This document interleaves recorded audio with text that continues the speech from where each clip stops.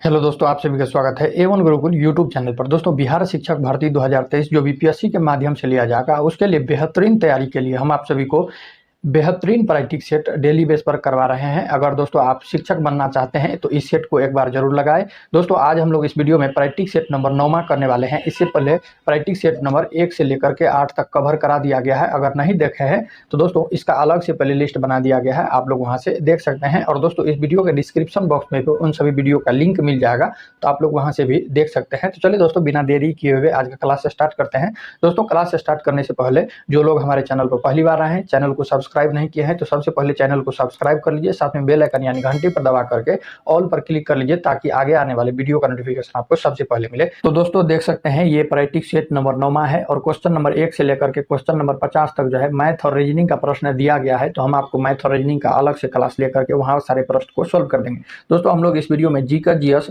सामान्य अध्ययन का प्रश्न देखेंगे, जो 51 नंबर प्रश्न से शुरू होता है। तो हमारा क्लास भी 51 नंबर प्रश्न से शुरू होगा। तो दोस्तों पहला प्रश्न कह रहा है, 51 नंबर प्रश्न कह रहा है, निम्नलिखित में से कौन सा रोग मच्छर से फैलता है। तो दोस्तों निम्न में से मच्छर के काटने से मलेरिया, डेंगू, चिकनगुनिया जैसी घातक बीमारी होती है। तो दोस्तों मलेरिया हो गया, डेंगू हो गया और चिकनगुनिया, ये तीनों जो है मच्छर के काटने से होते हैं। बाकी निमोनिया जो है मच्छर के काटने से नहीं होता है। तो ए, सी और डी ऑप्शन सी में दिया गया है। तो 51 नंबर का ऑप्शन सी राइट आंसर हो जाएंगे। नेक्स्ट प्रश्न है, निम्न में से कौन सा पौधा कीटों को जाल में फंसाता है और खा जाता है। तो दोस्तों इनमें से जो है घटपर्णी का पौधा जो है यह कीटों को जाल में फंसाता है और फिर खा जाता है। दोस्तों यह पौधा जो है उन्हीं जगहों पर उगते हैं जहां पर नाइट्रोजन की कमी होता है। और दोस्तों नाइट्रोजन के कमी के कारण ही पौधा जो है यह कीट भक्षी हो जाता है, कीट को जाल में फंसाता है और खा जाता है। तो ऑप्शन डी जो है 52 का राइट आंसर हो जाएंगे। अधूरे जले जीवाश्म ईंधन से फैलती है। तो दोस्तों अधूरे जले जीवाश्म से जो है यह कार्बन मोनोऑक्साइड जो है यह फैलती है। और दोस्तों कार्बन मोनोऑक्साइड जो है यह एक जहरीली गैस होती है। और कार्बन मोनोऑक्साइड जो है यह कोयले के जलने से, गाड़ी के ईंधन से जो है, गाड़ी के धुआं जो होता है यह कार्बन मोनोऑक्साइड होता है। तो दोस्तों क्या हो जाएंगे, कार्बन मोनोऑक्साइड अधूरे जले जीवाश्म ईंधन से फैलते हैं। तो 53 का ऑप्शन ए राइट आंसर हो जाएंगे। और दोस्तों कार्बन मोनोऑक्साइड को CO से जो है यह दर्शाते हैं, इसका रासायनिक सूत्र होता है। और दोस्तों कार्बन डाइऑक्साइड का फॉर्मूला जो है यह CO2 होता है। तो आपको यह भी ध्यान रखना है। चलिए नेक्स्ट प्रश्न है, सांप के जहरीले दांत को कहा जाता है। सांप के जहरीले दांत को जो है यह विषदंत कहा जाता है। तो 54 का ऑप्शन बी जो है राइट आंसर हो जाएंगे। नेक्स्ट प्रश्न है, वर्मी कंपोस्टिंग एक विधि है जिसमें खाद बनाने में डैश डैश उपयोग होता है। वर्मी कंपोस्टिंग एक विधि है जिसमें बनाने में जो है किसका उपयोग होता है। तो यह दोस्तों वर्मी कंपोस्टिंग एक विधि है जिसमें खाद बनाने में जो है, आप लोग पता ही होगा, केचुआ का जो है यह प्रयोग किया जाता है, उपयोग किया जाता है। तो ऑप्शन सी जो है 55 का राइट आंसर हो जाएंगे। नेक्स्ट प्रश्न है दोस्तों, वर्मी कंपोस्टिंग जो है यह कार्बनिक खाद है। क्या है, तो आपको ध्यान भी रखना है, यह कार्बनिक खाद होता है। केचुए का उपयोग करके जो खाद बनाते हैं वे कार्बनिक होते हैं। नेक्स्ट प्रश्न है, निम्नलिखित में से कौन सा एक निष्क्रिय विटामिन डी है। तो दोस्तों निम्नलिखित में से कौन सा एक निष्क्रिय विटामिन डी है। तो यह दोस्तों एग्रोकैल्सीफेरोल जो है यह एक निष्क्रिय विटामिन डी है। ऑप्शन ए में जो दिया गया है एग्रोकैल्सीफेरोल, यह जो है निष्क्रिय विटामिन डी है। तो ऑप्शन ए जो है 56 का राइट आंसर हो जाएंगे। नेक्स्ट प्रश्न है, उदासीनीकरण अभिक्रिया में एक नया पदार्थ बनता है जिसे कहते हैं। तो दोस्तों उदासीनीकरण अभिक्रिया में एक नया पदार्थ बनता है जिसे जो है यह नमक कहा जाता है। ऑप्शन ए जो है क्या हो जाएंगे, राइट आंसर हो जाएंगे। दोस्तों यहाँ पर एक पॉइंट और आता है जो महत्वपूर्ण है, बताना जरूरी है, आप लोग को ध्यान रखना है। दोस्तों जब अम्ल और क्षार परस्पर क्रिया करते हैं तो लवण और जल बनता है। तो आपको ये भी ध्यान रखना चाहिए, बहुत ही महत्वपूर्ण है। तो दोस्तों अगर आपको यह वीडियो अच्छा लग रहा हो तो आप हमारे चैनल को जरूर सब्सक्राइब कर लीजिए और दोस्तों अपने दोस्तों में जरूर इसे शेयर कर दीजिए ताकि उनको भी फायदा हो जाए। चलिए, पार्टी में गुब्बारे फुलाने के लिए निम्नलिखित में से किस अक्रिय गैस का उपयोग किया जाता है। तो दोस्तों पार्टी में गुब्बारे को फुलाने के लिए हीलियम गैस का जो है प्रयोग किया जाता है। दोस्तों आप लोग बर्थडे मना रहे होंगे तो वहां पर जो है गुब्बारे, बैलून जो फुलाते हैं उसमें हीलियम गैस का जो है प्रयोग किया जाता है। चलिए नेक्स्ट प्रश्न है, जब रक्त प्रवाह में कैल्शियम की मात्रा अधिक अधिक हो जाती है तो मनुष्यों में निम्नलिखित में से किस ग्रंथि का कैल्सिटोनिन हार्मोन का स्राव होता है? यह दोस्तों थायराइड ग्रंथि से स्राव होता है। थायराइड ग्रंथि ऑप्शन ए जो है यह राइट आंसर हो जाएंगे। भारत में किस निर्जन द्वीप में एक पक्षी अभ्यारण्य स्थित है? यह दोस्तों भारत में निर्जन द्वीप में एक पिट्टी द्वीप जो है यह पक्षी अभ्यारण्य द्वीप स्थित है। तो दोस्तों पिट्टी द्वीप जो है यह राइट आंसर हो जाएंगे।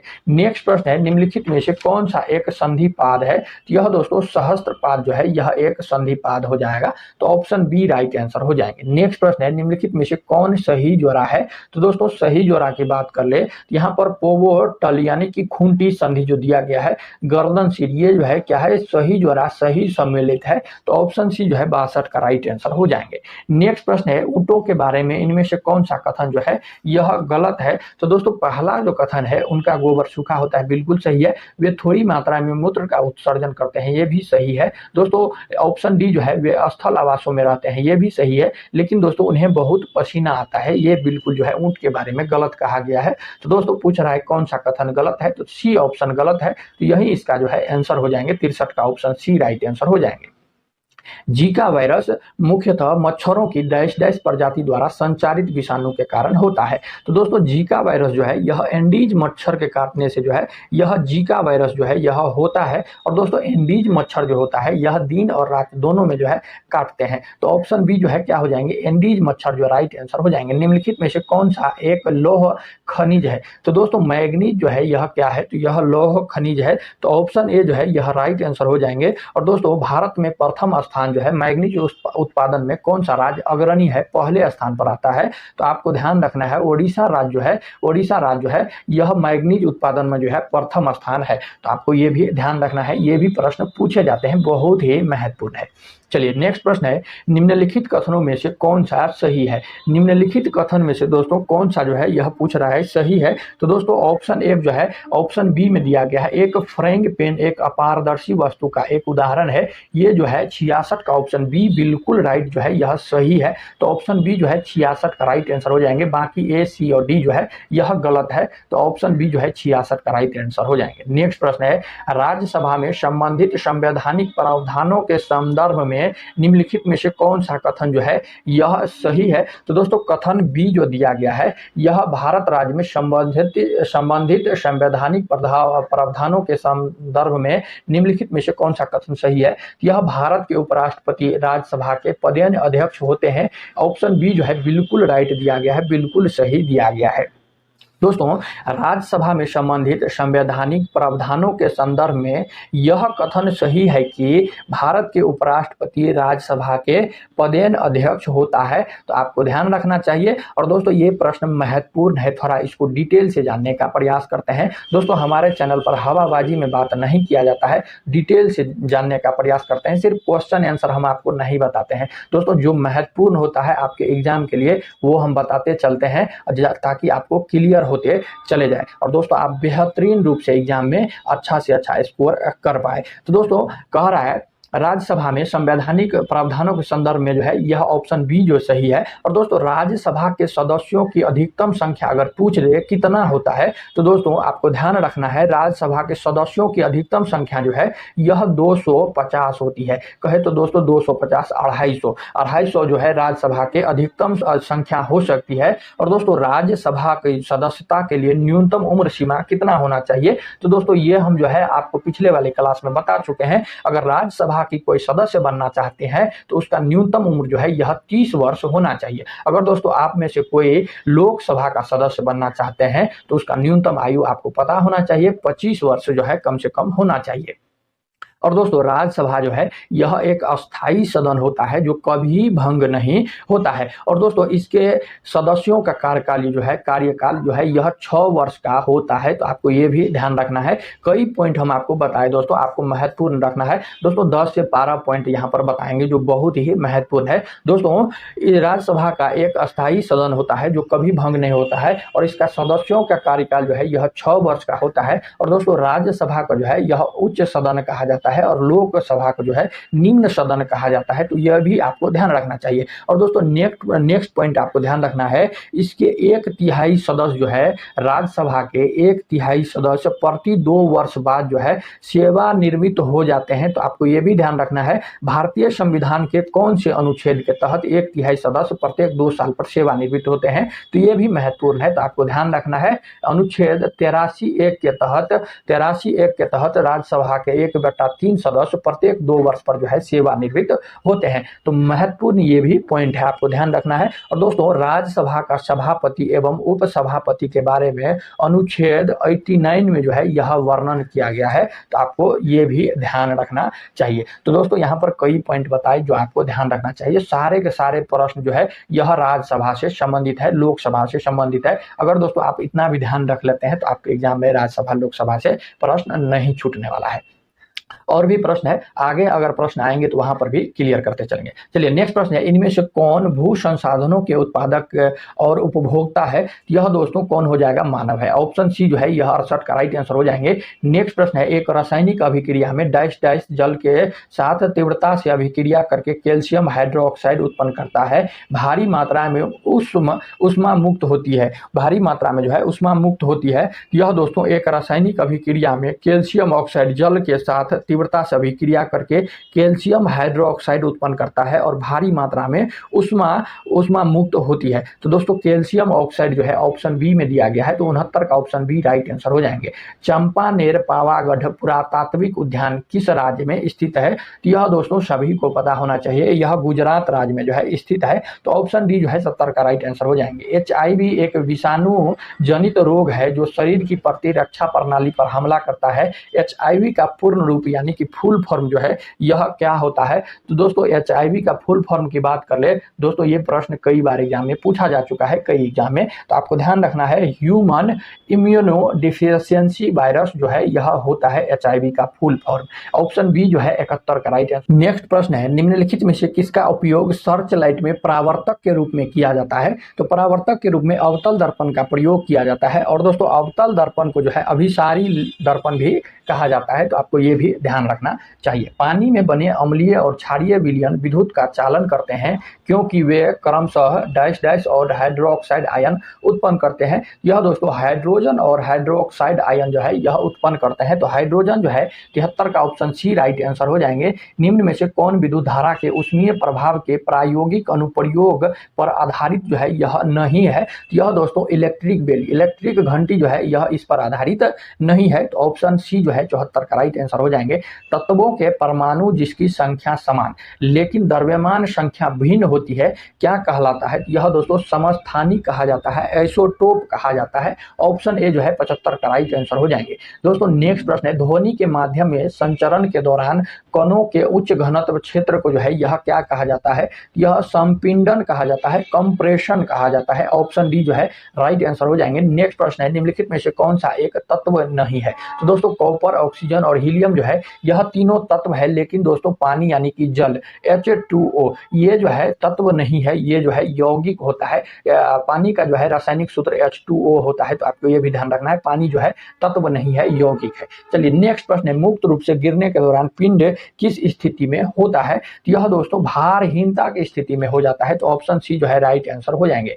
पौधे में फ्लोएम डैश डैश के परिवहन के लिए उत्तरदायी होते हैं। तो दोस्तों पौधे में फ्लोएम जो है भोजन के परिवहन के लिए उत्तरदायी होते हैं। तो भोजन जो है यह राइट आंसर हो जाएंगे। ठोस के पिघलने के दौरान इसका तापमान क्या होता है? तो दोस्तों ठोस के पिघलने से इस दौरान जो है इसका तापमान जो है परिवर्तित नहीं होता है। तो ऑप्शन बी जो है 80 का क्या हो जाएंगे? राइट आंसर हो जाएंगे। निम्नलिखित में से कौन सा एक अर्धपातक पदार्थ नहीं है?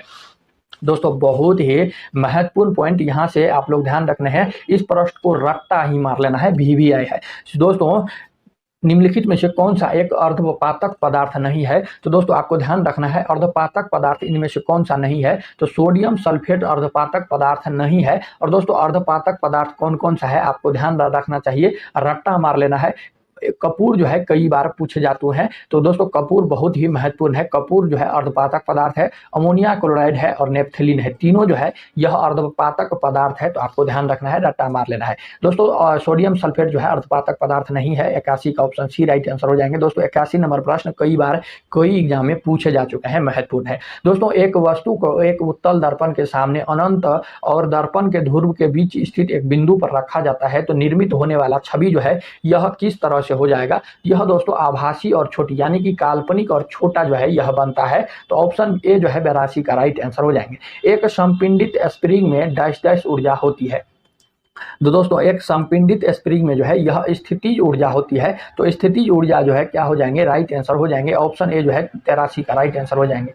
एक व्यक्तिगत तंत्रिका कोशिका डैश डैश तक लंबी हो सकती है। एक व्यक्तिगत तंत्रिका जो है यह कितनी लंबी हो सकती है? यह दोस्तों 100 सेंटीमीटर लंबी जो है यह हो सकती है। तो 84 का ऑप्शन सी राइट आंसर हो जाएंगे। लेंथेनाइड और एक्टेनाइड को जो है यह क्या कहा जाता है? तो दोस्तों लेंथेनाइड और एक्टेनाइड को जो है संक्रमण तत्व कहा जाता है। तो ऑप्शन सी जो है राइट आंसर हो जाएंगे दोस्तों। लेंथेनाइड जो है यह 4F ब्लॉक के तत्व को जो है लेंथेनाइड कहा जाता है और दोस्तों 5F ब्लॉक के तत्व को जो है यह एक्टिनाइड कहा जाता है। तो आपको ध्यान रखना है दोस्तों। आप लोग देखे होंगे पीरियोडिक टेबल में नीचे में जो दो गो खाना बना रहता है उसे ही लेंथेनाइड और एक्टिनाइड कहा जाता है। जो 4F से जो है यह लेंथेनाइड शुरू होता है और 5F से ब्लॉक से जो है यह एक्टिनाइड ग्रुप जो है यह शुरू होता है। और दोस्तों लेंथेनाइड जो है यह सीरियम यानी कि एटॉमिक नंबर 58 से जो है यह तत्व प्रारंभ होते हैं। और दोस्तों एक्टिनाइड का प्रारंभ जो है यह थोरियम से होता है। तो आपको यह भी ध्यान रखना चाहिए, कई बार एग्जाम में पूछे जाते हैं। चलिए नेक्स्ट प्रश्न है, ध्वनि तरंग का आयाम किस पर निर्भर करता है? ध्वनि तरंग का आयाम जो है यह वस्तु को कंपन कराने के लिए प्रयुक्त बल पर जो है यह निर्भर करते हैं। तो ऑप्शन बी जो है 66 का राइट आंसर हो जाएंगे। किसी तत्व के परमाणु क्रमांक नाभिक में मौजूद डैश डैश की संख्या के बराबर होते हैं। तो दोस्तों किसी तत्व के परमाणु नाभिक में मौजूद प्रोटॉन की संख्या के जो है यह बराबर होते हैं। तो प्रोटॉन जो है क्या हो जाएंगे? राइट आंसर हो जाएंगे। और दोस्तों परमाणु द्रव्यमान प्रोटॉन और न्यूट्रॉन के योग के बराबर होता है। तो आपको ये भी ध्यान रखना है, परमाणु द्रव्यमान यानी कि जेड जो है यह प्रोटॉन और प्लस न्यूट्रॉन के जो है यह बराबर होता है। तो ऑप्शन जो है डी राइट आंसर हो जाएंगे। चलिए नेक्स्ट प्रश्न है, निम्नलिखित में से कौन सा बहुपरमाणुक है? कौन सा जो है यह बहुपरमाणुक है? तो दोस्तों सल्फर जो है यह बहुपरमाणुक होते हैं। तो सल्फर जो है यह राइट आंसर हो जाएंगे। ऑप्शन बी 88 का राइट आंसर हो जाएंगे। प्रकाश संश्लेषण की प्रक्रिया में मदद कराने के लिए हरी पत्तियों में कौन सा पदार्थ मौजूद होता है? तो दोस्तों यह हरी पत्ती में जो है आपको सभी लोगों को पता होगा क्लोरोफिल जो है यह मौजूद होता है। तो 89 का ऑप्शन डी राइट आंसर हो जाएंगे। तपेदिक डैश डैश की एक बीमारी है दोस्तों। तपेदिक जो है यह फेफड़े की बीमारी होता है। तो फेफड़ा जो है यह राइट आंसर हो जाएंगे। ऑप्शन डी राइट आंसर हो जाएंगे। निम्नलिखित में से कौन सी भारत की सबसे छोटी आर्द्र भूमि है?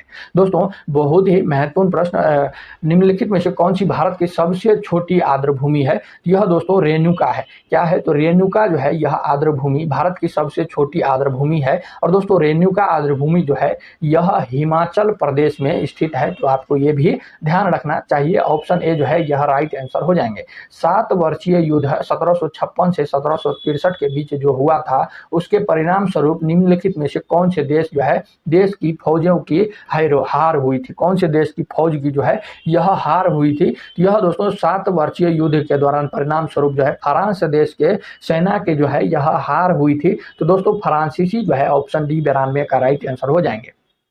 और दोस्तों यहाँ पर एक प्रश्न और आता है, सप्तवर्षीय युद्ध इंग्लैंड और फ्रांस के बीच हुआ था। तो आपको ये भी ध्यान रखना है, जिसमें फ्रांस की हार हुई थी और इंग्लैंड की जो है यह जीत हुई थी। नेक्स्ट प्रश्न है, यूआरएल का पूर्ण रूप क्या है? फुल फॉर्म यूआरएल का क्या होता है? तो दोस्तों यूआरएल का फुल फॉर्म आप लोग को ध्यान रखना है, यूनिफॉर्म रिसोर्स लोकेटर होता है। क्या होता है? यूनिफॉर्म रिसोर्स लोकेटर हो जाता है यूआरएल का फुल फॉर्म। तो ऑप्शन सी 93 का राइट आंसर हो जाएंगे। नेक्स्ट प्रश्न है, सेटियांगो राजधानी है। तो दोस्तों सेटियांगो जो राजधानी जो है यह चिली देश की राजधानी है। तो ऑप्शन ए जो है 94 का राइट आंसर हो जाएंगे। नेक्स्ट प्रश्न है, 1902 ईस्वी में पुलिस कमीशन किसकी अध्यक्षता में स्थापित हुआ था? तो दोस्तों 1902 ईस्वी में पुलिस कमीशन जो है यह सर फ्रेजर की अध्यक्षता में जो है यह स्थापित हुआ था। तो ऑप्शन सी 95 का राइट आंसर हो जाएंगे। नेक्स्ट प्रश्न है, निम्नलिखित में से कौन सी नदी का उद्गम स्थान जो है यह भारत में नहीं है। तो दोस्तों चिनाब, महानदी और रावी नदी का जो है उद्गम स्थान जो है यह भारत से ही होता है, लेकिन दोस्तों ब्रह्मपुत्र नदी का उद्गम स्थान जो है यह भारत में नहीं है। दोस्तों ब्रह्मपुत्र नदी का उद्गम स्थान जो है हिमालय के उत्तर में तिब्बत मानसरोवर से जो है यह होता है। और दोस्तों ब्रह्मपुत्र नदी की लंबाई की बात कर ले तो दोस्तों आपको ध्यान रखना है 2900 किलोमीटर है। और दोस्तों ब्रह्मपुत्र नदी का नाम जो है तिब्बत में सांगपो, अरुणाचल प्रदेश में दिहांग तथा असम में जो है ब्रह्मपुत्र नदी के नाम से जाना जाता है। ये कई बार एग्जाम में पूछा जा चुका है, तो आपको ध्यान रखना है। और दोस्तों ब्रह्मपुत्र की सहायक नदियां कई बार पूछ लिया जाता है, तो दोस्तों हमारे चैनल पे आए हैं तो डिटेल से बात करेंगे। तो दोस्तों ब्रह्मपुत्र की सहायक नदी जो है यह कौन कौन से है आपको ध्यान रखना है। पहला है दिबांग, दूसरा है लोहित, तीसरा है मानस, चौथा है तीस्ता, पांचवा है कामेंग जो है। ये सब ब्रह्मपुत्र नदी का जो है यह सहायक नदी है। तो आप लोग को 5 ध्यान रखना है कौन कौन सी जो है आपको यह ब्रह्मपुत्र की सहायक नदियां है जो आपको बताए, ध्यान रखना है। नेक्स्ट प्रश्न है, सौर मंडल में क्षुद्र ग्रह बेल्ट निम्न में से किन 2 ग्रहों के बीच स्थित है। तो दोस्तों सौर मंडल में क्षुद्र ग्रह बेल्ट जो है मंगल और बृहस्पति दोनों ग्रहों के बीच जो है यह स्थित है। तो दोस्तों मंगल और बृहस्पति ऑप्शन बी में दिया गया है, तो ऑप्शन बी राइट आंसर हो जाएंगे। नेक्स्ट प्रश्न है, भारतीय संविधान में कितनी अनुसूचियां हैं। दोस्तों बहुत ही महत्वपूर्ण है। भारतीय संविधान में जो है यह 12 अनुसूची है, तो आपको ध्यान रखना है। ऑप्शन ए जो है राइट आंसर हो जाएंगे। अरुणाचल प्रदेश के फुंडुगुट्टो नदी पर जल विद्युत परियोजना है। तो दोस्तों अरुणाचल प्रदेश के फुंडुगुट्टो नदी पर जो है दीक्षी जल विद्युत परियोजना है। दीक्षी ऑप्शन सी में दिया गया है, यही परियोजना स्थित है, तो ऑप्शन सी राइट आंसर हो जाएंगे। नेक्स्ट प्रश्न है, भारत में रेलवे यानी रेलगाड़ी की शुरुआत कब हुई थी। तो दोस्तों ये प्रश्न तो सभी लोग को पता ही होगा। भारत में रेलवे की शुरुआत जो है 1853 ईस्वी में जो है यह किया गया था। 100 नंबर का ऑप्शन डी राइट आंसर हो जाएंगे। दोस्तों एग्जैक्ट डेट की बात कर ले तो आपको ध्यान रखना है, भारत में सर्वप्रथम रेल की शुरुआत जो है यह 16 अप्रैल 1853 को हुआ था, जिसमें से दोस्तों मुंबई, बॉम्बे और थाने के बीच, पहले अभी तो मुंबई नाम है, पहले जो है बॉम्बे कहा जाता था। तो दोस्तों बॉम्बे में जो है थाने के बीच जो है यह चलाया गया था। कितने किलोमीटर चला था यह ट्रेन, तो आपको यह भी ध्यान रखना है 34 किलोमीटर चला था। और दोस्तों लॉर्ड डलहौजी के शासनकाल में जो है यह रेल प्रारंभ हुआ था, तो आपको इसे भी ध्यान रखना है। और दोस्तों जो ट्रेन चली थी उसका नाम जो है यह ब्लैक ब्यूटी थी, तो आपको ये भी ध्यान रखना चाहिए। दोस्तों मुंबई और ठाणे के बीच जो है पहली बार भारत में रेल चली, 34 किलोमीटर रेल चली। उस समय शासनकाल किसका था, तो लॉर्ड डलहौजी का था। और जो रेल चली थी उसका नाम जो है यह ब्लैक ब्यूटी थी, तो आपको ये भी ध्यान रखना चाहिए। ऑप्शन डी जो है 100 नंबर का राइट आंसर हो जाएंगे। निम्नलिखित में से कौन सी इजराइल की मुद्रा है। तो दोस्तों इजराइल की मुद्रा जो है यह शोकेल है। क्या है, तो शोकेल जो है यह ऑप्शन ए में दिया गया है, यही इजराइल की मुद्रा है। ऑप्शन ए जो है राइट आंसर हो जाएंगे। वर्ष 2011 जनगणना के अनुसार भारत में वह राज्य जहां न्यूनतम जनसंख्या घनत्व दर्ज किया गया है वह कौन सा राज्य है, तो वह दोस्तों अरुणाचल प्रदेश राज्य है। ऑप्शन बी जो है यह राइट आंसर हो जाएंगे। पॉलिशदार पाषाण उपकरण किस युग की विशेषता है, तो यह दोस्तों किस युग की विशेषता है, तो यह नव पाषाण युग की जो है यह विशेषता है, तो ऑप्शन डी राइट आंसर हो जाएंगे। नेक्स्ट प्रश्न है, भारत के उत्तरी पश्चिमी भाग में शीतकालीन वर्षा मुख्य रूप से निम्नलिखित कारणों से होती है। यह दोस्तों पश्चिमी विक्षोभ के कारण जो है यह भारत के उत्तरी पश्चिमी भाग में जो है शीतकालीन वर्षा होती है, तो पश्चिमी विक्षोभ जो है ऑप्शन ए में जो दिया गया है तो राइट आंसर हो जाएंगे।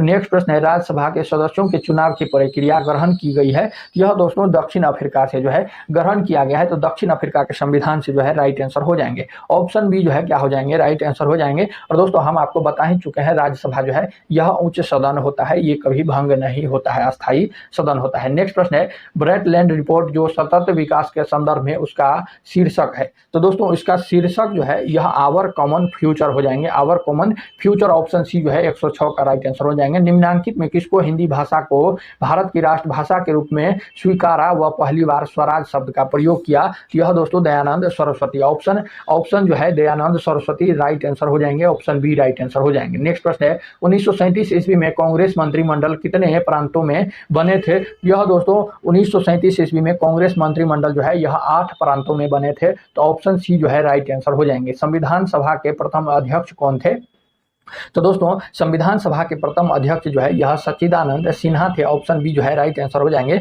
दोस्तों यहाँ पर बात आती है संविधान सभा की पहली बैठक कब हुई थी, तो दोस्तों आपको ध्यान रखना है 9 दिसंबर 1946 को जो है यह संविधान सभा की पहली बैठक हुई थी। इसी दिन संविधान के अस्थायी सदस्य के अध्यक्ष के रूप में डॉक्टर सच्चिदानंद सिन्हा को जो है यह अध्यक्ष चुना गया था। उसके बाद दोस्तों अगला जो है यह संविधान सभा की बैठक होती है 11 दिसंबर को। कब? 11 दिसंबर 1946 को, जिसमें अस्थायी सदस्य के रूप में जो है डॉक्टर राजेंद्र प्रसाद को जो है यह चुना गया था। तो ये भी प्रश्न आपको ध्यान रखना चाहिए, दोनों प्रश्न जो है उल्टा पुल्टा करके पूछा जाता है। तो दोस्तों अस्थायी यानी अस्थायी जो है सदस्य कौन थे, यह डॉक्टर सच्चिदानंद सिन्हा थे। और दोस्तों 11 दिसंबर 1946 को जो बैठक हुई थी 2 दिन के बाद, उसमें अस्थायी तौर पर जो है अध्यक्ष किसे चुना गया, तो डॉक्टर राजेंद्र प्रसाद जी को चुना गया। और दोस्तों संविधान सभा के अस्थायी उपाध्यक्ष भी आपको बोनस के तौर पर हम आपको बता रहे हैं, तो आपको ध्यान रखना है उपाध्यक्ष जो है यह हरीश चंद्र मुखर्जी को चुना गया था, हरीश चंद्र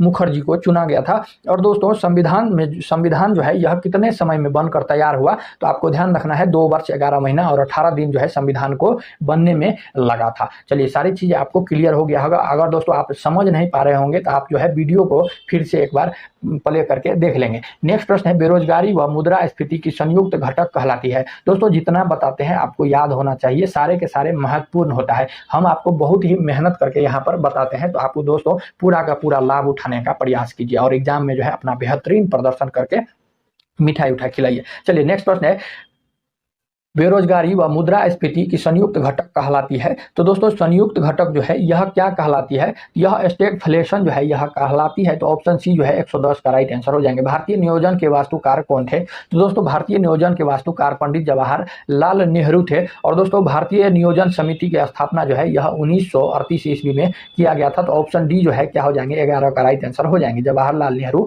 जी थे। नेक्स्ट प्रश्न है निम्न में उनकी पहचान करें जो रिजर्व बैंक का कार्य नहीं है। तो दोस्तों कौन सा जो है रिजर्व बैंक का कार्य नहीं है, आरबीआई का कार्य नहीं है। तो दोस्तों रिजर्व बैंक का कार्य जो है जनता से प्राप्त जमाओं का पर जो है ब्याज देना जो है यह आरबीआई का कार्य नहीं है। ऑप्शन सी जो है राइट आंसर हो जाएंगे। बाकी सभी जो है यह आरबीआई का कार्य है, तो आप लोग जो है एक बार पढ़ लेंगे। नेक्स्ट प्रश्न है कॉमनवेल्थ का मुख्यालय कहाँ स्थित है। दोस्तों कॉमनवेल्थ का जो है मुख्यालय लंदन में स्थित है। तो option C London right answer हो जाएंगे। दोस्तों कॉमनवेल्थ जो है यह इसका मुख्यालय लंदन में है। नेक्स्ट प्रश्न है भारतीय ज्ञानपीठ पुरस्कार से सम्मानित प्रथम व्यक्ति है। तो दोस्तों भारतीय ज्ञानपीठ पुरस्कार से सम्मानित प्रथम व्यक्ति की बात कर ले तो गोविंद शंकर कुरूप थे। कौन थे, तो गोविंद शंकर कुरूप, ऑप्शन बी जो है राइट आंसर हो जाएंगे। दोस्तों गोविंद शंकर कुरूप को जो है 1965 में जो है इन्हें ज्ञानपीठ पुरस्कार दिया गया था। तो आपको ये भी ध्यान रखना है प्रथम व्यक्ति थे। इसरो की स्थापना किस वर्ष हुई थी, तो दोस्तों इसरो की स्थापना जो है यह 1969 ईस्वी में जो है इसकी स्थापना किया गया था। तो ऑप्शन डी जो है क्या हो जाएंगे,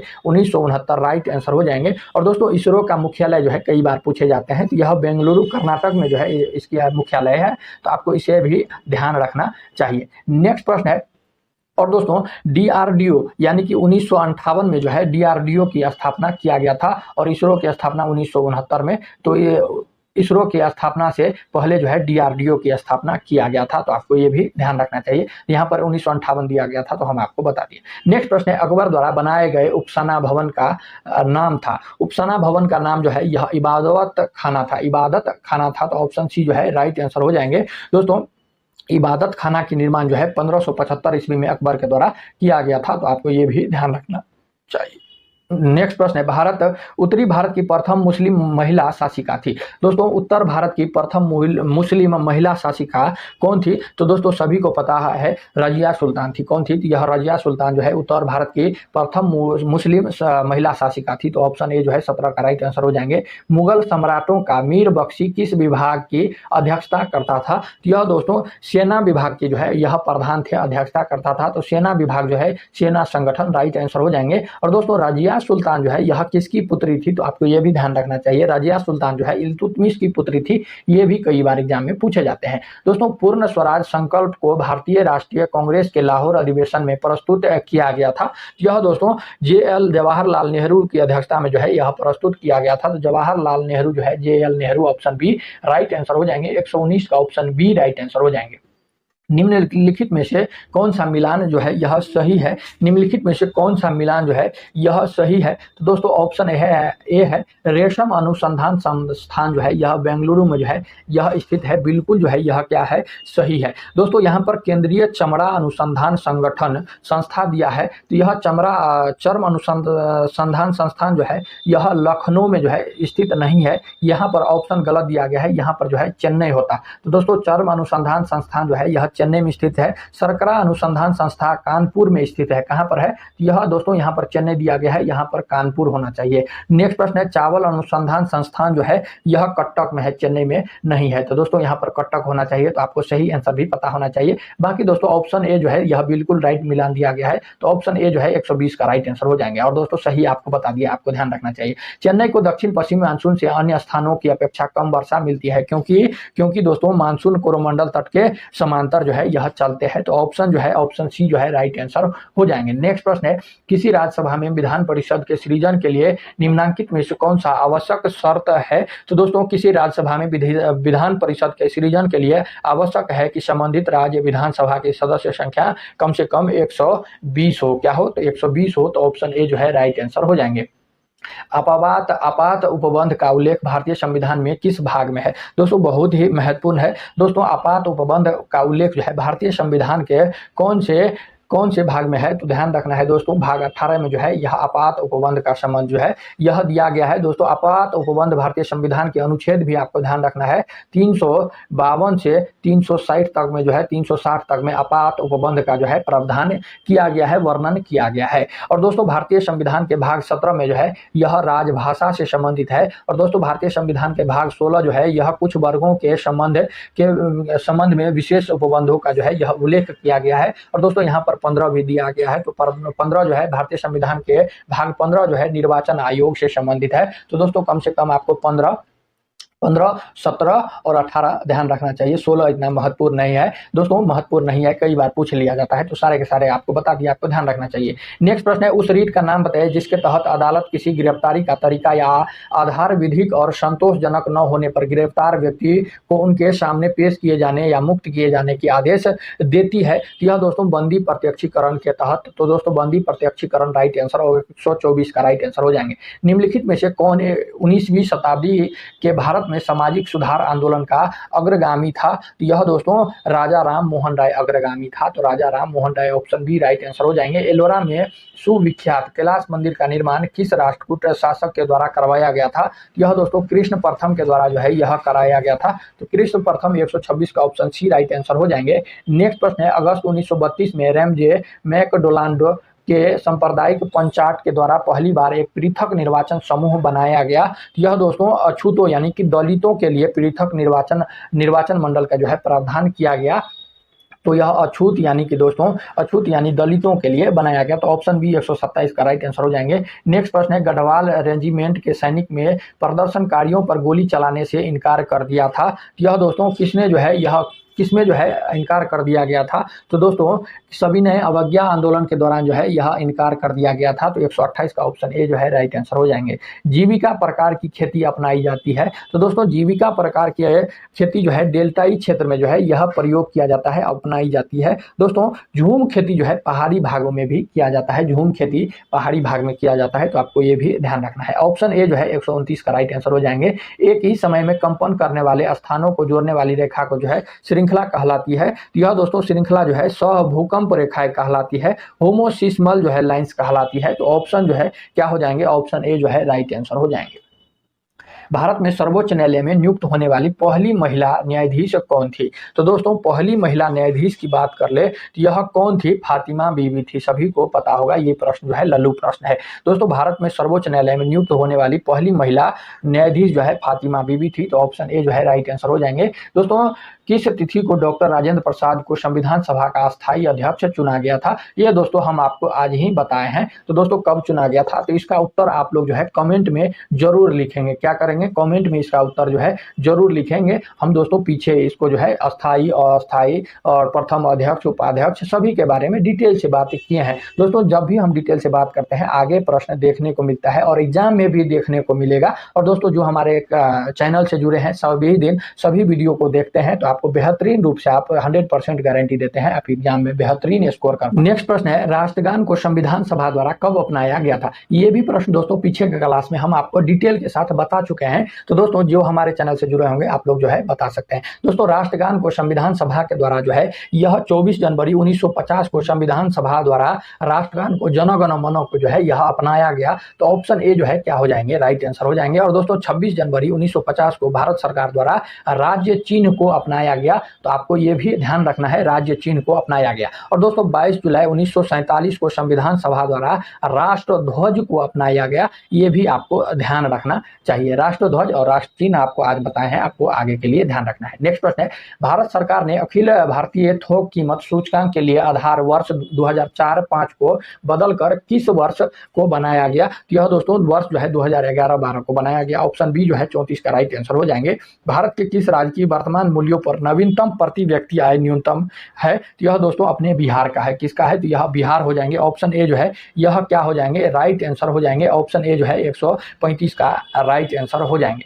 नेक्स्ट प्रश्न है, निम्न में से सर्वाधिक जनघनत्व किस जिले में है? दोस्तों निम्न में से सर्वाधिक जनघनत्व जो है यह पटना जिला में है। ऑप्शन जो है क्या हो जाएंगे, राइट आंसर हो जाएंगे। यहाँ पर दोस्तों कोई प्रश्न को ध्यान दीजिएगा, कई लोग यहाँ पर बोलेंगे कि दोस्तों यहाँ पर शिवहर हो जाएंगे, तो दोस्तों शिवहर आपके ऑप्शन में नहीं दिया गया है। पूछ रहा है निम्न में से सर्वाधिक जनघनत्व किस जिले में है? तो दोस्तों पटना में है। अगर ऐसे पूछे दोस्तों सर्वाधिक बिहार में कौन सा जिला का जो है सर्वाधिक घनत्व है, तब आपको शिवहर ध्यान लगाना है। किसको? तो शिवहर जिला में जो है सबसे ज्यादा जन घनत्व है। और दोस्तों अगर ऑप्शन में दिया गया है तो पटना जो है इसका राइट आंसर हो जाएंगे। दोस्तों पहला स्थान शिवहर का है, दूसरा स्थान पटना का है, तीसरा स्थान दरभंगा का है, चौथा स्थान वैशाली का है और पांचवा स्थान बेगूसराय का है। तो आपको ये भी ध्यान रखना चाहिए। हम आपको 5 तक बता दिए, 5 तक घटते क्रम में बता दिए, आपको ध्यान रखना चाहिए, कंफ्यूजन नहीं होना चाहिए। संविधान के इनमें से किस अनुच्छेद में केंद्रीय बजट को वार्षिक वित्तीय विवरण के रूप में संदर्भित किया जाता है? यह संविधान के अनुच्छेद 112 में केंद्रीय बजट को वार्षिक वित्तीय विवरण के रूप में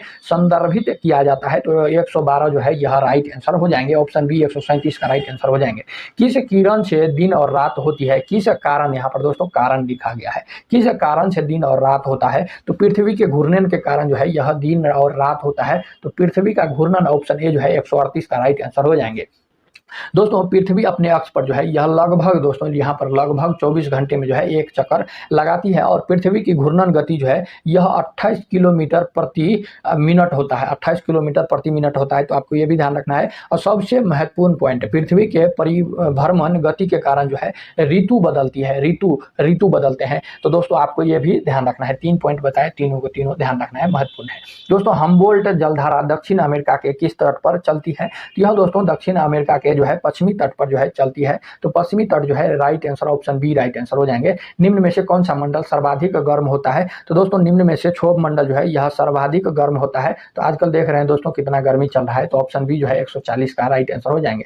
जून 2023 में जापान में आयोजित होने वाले जूनियर महिला हॉकी एशिया कप में किसे जूरी ऑफ अपील का चेयरमैन नियुक्त किया गया है? तो दोस्तों किसे नियुक्त किया गया है? तो 141 का ऑप्शन बी जो है भोलेनाथ सिंह को जो है यह अपनाया गया है। तो ऑप्शन बी जो है भोलेनाथ सिंह राइट आंसर हो जाएंगे। India's knowledge supremacy the new dawn के लेखक जो है यह पुस्तक है दोस्तों, क्या है? यह पुस्तक है। इसका लेखक जो है यह कौन है? यह दोस्तों अश्विन फर्नांडीज है, doctor Ashwin Fernandes. Option C जो है 142 का राइट आंसर हो जाएंगे। नेक्स्ट प्रश्न है, जनवरी 2023 में कैबिनेट ने डैश रुपये की राष्ट्रीय हरित हाइड्रोजन मिशन को मंजूरी दी है। यह दोस्तों 19,744 करोड़ रुपये के राष्ट्रीय हरित हाइड्रोजन मिशन को जो है मंजूरी दिया है। तो ऑप्शन ए जो है क्या हो जाएंगे, 19,744 करोड़ राइट आंसर हो जाएंगे।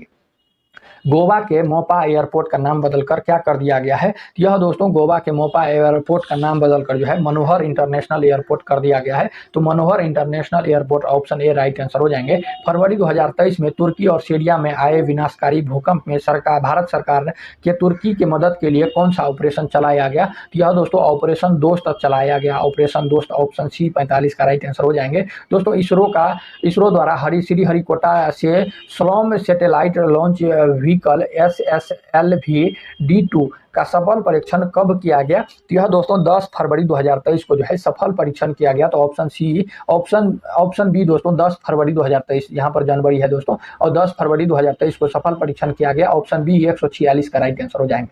किस देश ने 21 से 30 मार्च तक एफिंडेक्स 23 अभ्यास की जो है मेजबानी किया है? यह दोस्तों भारत ने जो है यह मेजबानी किया है। तो ऑप्शन सी अपना भारत राइट आंसर हो जाएंगे। किस भारतीय राज्य ने 15 मार्च 2023 को पहली बार इलेक्ट्रॉनिक ट्रेनों की जो है शुरुआत किया है? यह दोस्तों मेघालय राज्य ने जो है यह शुरुआत किया है इलेक्ट्रॉनिक ट्रेन का 15 मार्च 2023 को पहली बार। ऑप्शन ए जो है राइट आंसर हो जाएंगे। राष्ट्रीय सिविल सेवा दिवस किस तारीख को मनाया जाता है? तो दोस्तों राष्ट्रीय सिविल सेवा दिवस 21 अप्रैल को मनाया जाता है। तो ऑप्शन बी जो है यह राइट आंसर हो जाएंगे। और दोस्तों 1 मई को जो है श्रम दिवस मनाया जाता है, तो आपको यह भी ध्यान रखना चाहिए। नेक्स्ट प्रश्न है, संयुक्त राष्ट्र संघ के आंकड़ों के अनुसार कौन सा देश विश्व का सबसे अधिक जनसंख्या वाला देश बन गया है? तो यह दोस्तों अपना देश भारत बन गया है। तो ऑप्शन बी जो है 150 का राइट आंसर हो जाएंगे। तो ये थे दोस्तों जीके जीएस के कुल 100 प्रश्न जो हम आपको बेहतरीन रूप से डिटेल के साथ फुल डिस्कशन के साथ कंप्लीट करा दिए हैं। दोस्तों हमारे चैनल से अगर जुड़ते हैं तो हम आपको बेहतरीन चीज़ें देने का प्रयास करेंगे, सिर्फ क्वेश्चन आंसर देने का प्रयास नहीं करेंगे। दोस्तों हम आपको जो है बेहतरीन रूप से बताते हैं, बेहतरीन रूप से इसका लाभ आप लोग जो है फुल रूप से उठाइए और अपना सिलेक्शन लीजिए। तो चलिए दोस्तों फिर से एक बार कहना चाहते हैं, अगर हमारे चैनल पर पहली बार आए हैं, आपको वीडियो हेल्पफुल लगा हो, आपको फायदा हुआ हो, तब हमारे चैनल को सब्सक्राइब